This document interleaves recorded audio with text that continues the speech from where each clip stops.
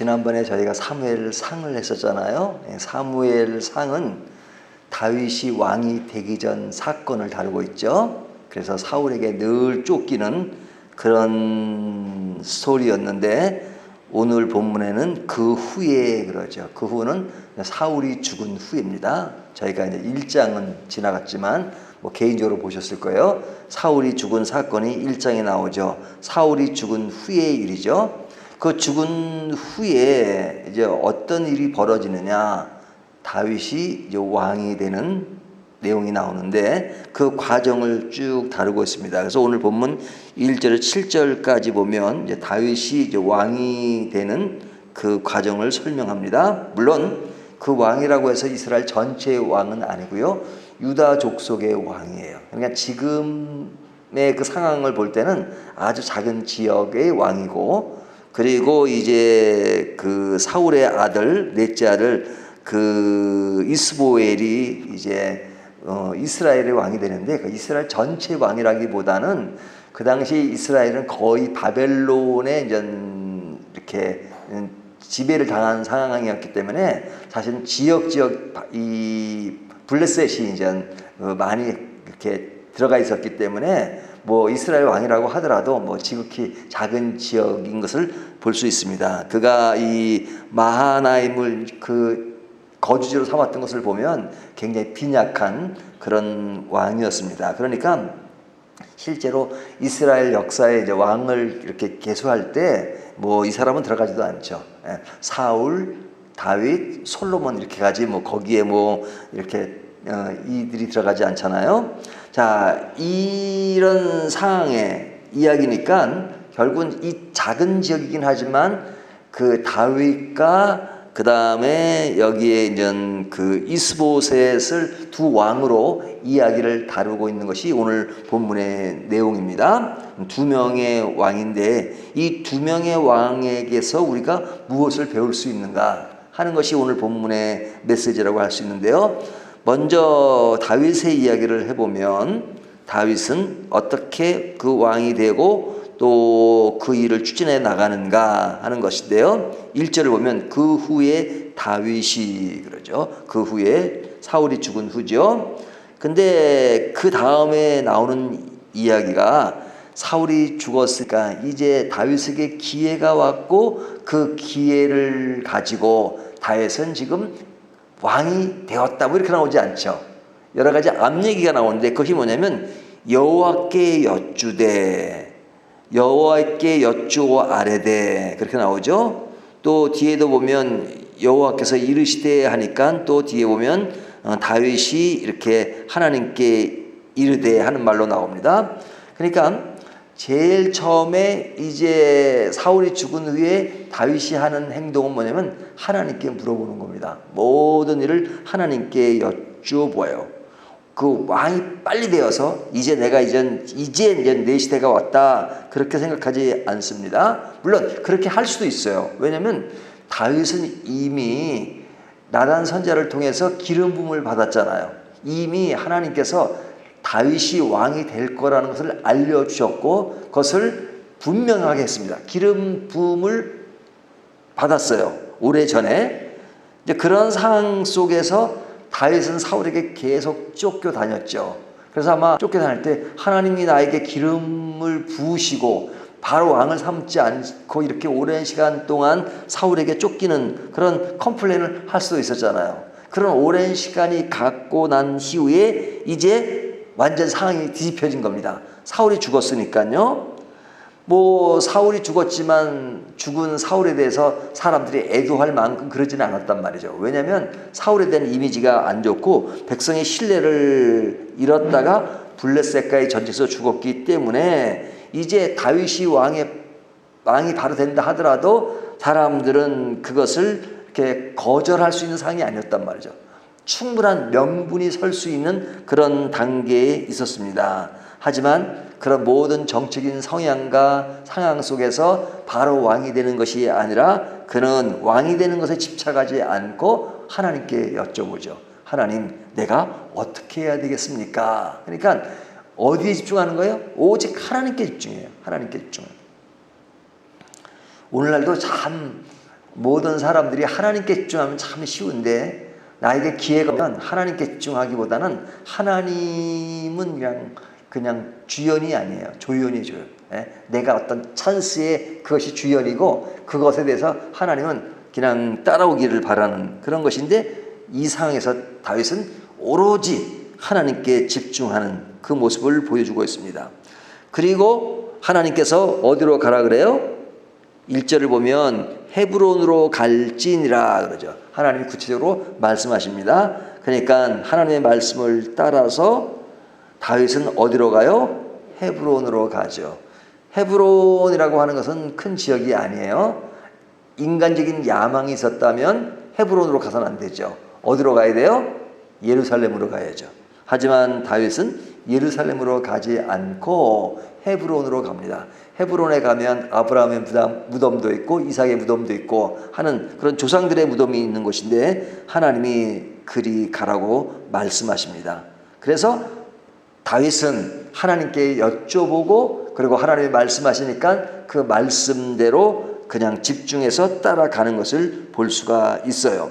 자, 그럴 때 그는 그곳에 어떻게 가느냐? 2절을 보면 다윗이 그의 두 아내 이스라엘 여인 아히노암과 갈멜 사람 나발의 아내였던 아비가일을 데리고 그리로 올라갈 때 그러죠. 그 아내들을 데리고 같이 갔다. 뿐만 아니라 3절에 보면 또 자기와 함께한 추종자들과 그들의 가족들을 다윗이 다 데리고 올라가서 헤브론 각 성읍에 살게 하니라. 자, 아직까지는 왕이 되기 전이에요. 하지만 왕이 되기 전 단계에서 그는 누굴 먼저 챙겼어요? 가족을 챙기고 자기를 따랐던 그 사람들을 챙겨요. 지금 상황으로 보면 이들을 챙길 단계는 아니죠. 그가 왕에 대한 욕심이 너무 강하게 집착했다면 이들을 챙길 때가 아니라 어떻게든지 빨리 예루살렘에 가서 왕이 되고 또 사람들을 수습해가지고 전략을 짜서 왕이 되는 것이 급선무일 텐데 그런 왕이 되는 것에 집착하기보다는 먼저 하나님께 집중하고 그리고 그를 따랐던 사람들 있잖아요. 600명의 사람들 그 가족들을 다 생각하면서 헤브론에 살 곳을 마련하는 그런 모습을 보여주고 있습니다. 이와 같은 왕이 참 오늘날에도 생기면 얼마나 좋겠어요. 자, 이런 모습이 보여지고요. 그 다음에는 이제 왕이 되는데 4절을 보면 유다 사람들이 와서 거기서 다윗에게 기름을 부어 유다 족속의 왕으로 삼았더라. 자, 유다 족속의 왕이에요. 그러니까 유다 족속의 왕이니까 물론 그 나라가 두 개로 갈라졌을 때 이제 이스라엘과 유다로 발리지만 유다가 대부분이긴 하지만 유다 족속의 왕이라고 하는 것은 지극히 작은 그냥 부족장 정도의 역할이잖아요. 그러니까 이런 시간을 다윗이 길게 보냅니다. 길게 보내고 나중에 이제 전체 왕이 되지만 지금까지는 그냥 작은 지역의 왕이 돼요. 그런 왕은 사실은 전체를 볼 땐 불완전한 상태죠. 하지만 그는 그런 전체 왕이 되는 것에 집착하지 않고 그냥 모든 순리에 따라서 그냥 작으면 작은 대로 그 역할을 감당하는 것을 볼 수 있죠. 우리가 사실은 사울과 다윗을 비교해 보면 사울은 이스라엘 백성들이 왕을 세우소서 해서 왕을 삼은 거잖아요. 그냥 그 정도가 누구에게 집착되면 백성들과 또 사울 자신에게 달렸어요. 그러니까 왕이 돼서 왕의 자리를 유지하기 위해서 엄청 노력을 많이 했죠. 근데 다윗은 그 당시에 별거 아니었잖아요. 그냥 소년이었고, 그런데 그 소년 하나를 잡기 위해서 그냥 그의 어떤 왕 시대를 다윗 하나 잡기 위해서 평생을 보낸 거잖아요. 길진 않았지만. 그러니까 얼마나 애처로운 왕이에요. 그러니까 스스로가 왕이 되는 그런 모습 속에서 나타난 현상이란 말이죠.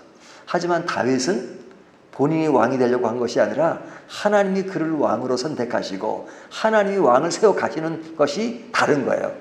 그러니까 뭔가 내가 되려고 하는 것과 하나님이 세워서 하나님이 만들어가는 것과는 차원이 다른 거죠.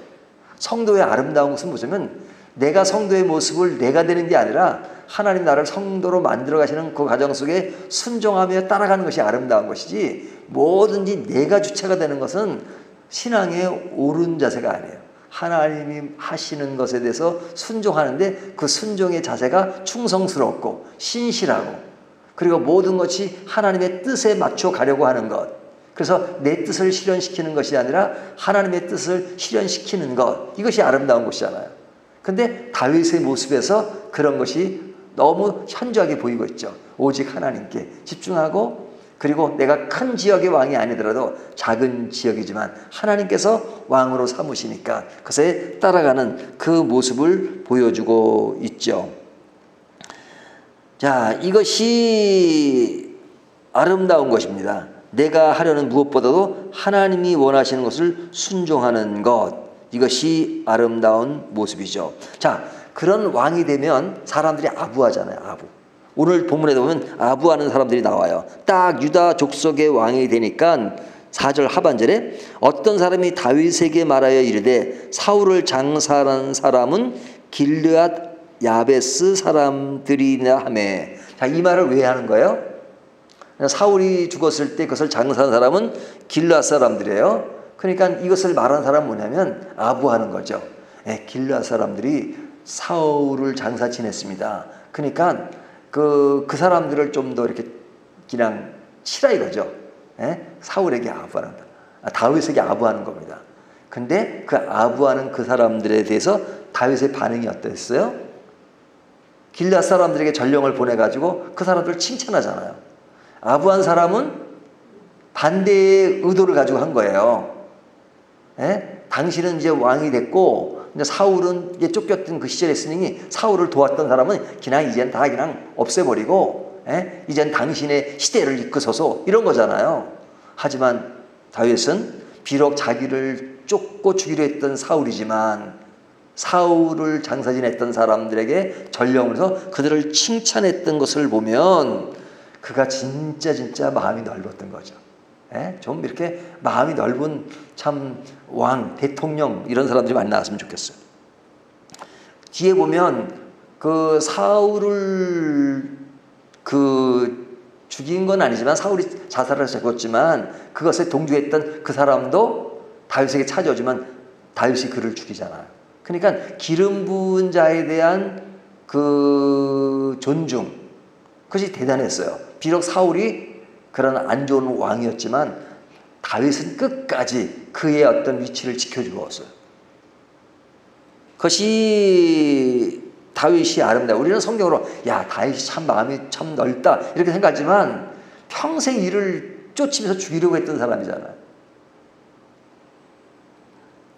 이 모습이 다윗에게 잘 나타나 있고 그의 마음이 열려 있는 것을 볼 수 있습니다. 이것이 오늘 본문에 보여주는 다윗의 모습이에요. 그런데 뒤에 보면 이제 8절부터 11절까지는 그 이스보셋에 대한 이야기가 나오는데 그는 그 왕이 될 자격이 있는 건 아니에요. 실제로 사울의 아들이니까 뭐 왕에 이어갈 수 있지만 그것은 그의 숙부인 그 넬의 아들 아브넬, 그러니까 넬이 이제 그 아버지와 관계, 사촌 관계란 말이죠. 그러니까 그에 의해서 그냥 끌려서 왕이 된 겁니다. 그러니까 실제로 통치는 이들이 하죠. 뭐 이의 고난은 그들이 가지고 있었는데 이는 끌려서 그냥 거기에 끌려가는 그 모습이에요. 그러니까 그의 행적에 대한 것은 별로 없어요. 내일 보면 뭐 전쟁에 나가는 그 얘기 나오긴 하지만 그런 별 의미가 없단 말이죠. 그 의미들을 이렇게 드러낼 만한 그 가치가 없었던 것이죠. 자, 오늘 본문에서 우리가 생각해야 될 것은 뭐냐면 같은 왕이지만 전혀 다른 왕이에요. 그 다른 것이 뭐냐? 하나님을 향하고 있는가? 아니면 왕에게만 집착되어 있는가? 왕이 되면 뭐합니까? 자기의 어떤 그런 것을 발휘도 못할 뿐더러 그것이 그냥 하나님과는 거리가 먼 왕이라면 아무것도 아닌 것이죠. 오늘 본문이 우리에게 주는 메시지가 무엇인가? 우리가 왕 같은 제사장인데 성도로 살아갈 때 가장 중요한 것은 뭐냐? 하나님의 통치를 받고 하나님의 가슴을 이해하면서 하나님께 여쭤보면서, 그리고 내가 뭐가 되는 것이 목적이 아니라 나를 무엇으로 삼아주는 하나님에 의해서 내가 그것을 순종의 길을 가면서 그 모든 일에 신실하게 나아가는 길이 무엇일까? 여기에 포커스를 늘 두면 우리의 삶은 아름다울 수 있어요. 세상이 어려워지고 힘들어지는 것은 자꾸만 어떤 그 맡겨진 사명에 대한 이야기가 아니라 자꾸 내가 뭐가 되어서 내가 누르고 내가 지배하고 내가 높은 곳에 있고 그런 것을 자꾸 관심을 두다 보니까 대우를 받으려고 하고 그러려고 보니까 문제가 생기는 거잖아요. 그것이 아니라 하나님의 신실한 종으로 살아간다면 그것이 아름다운 것이죠. 오늘 말씀을 통해서 우리가 무엇이 되는 것보다는 하나님의 뜻을 어떻게 순종하며 나가는 길이 아름답다 하는 것을 다시 한번 생각하게 합니다.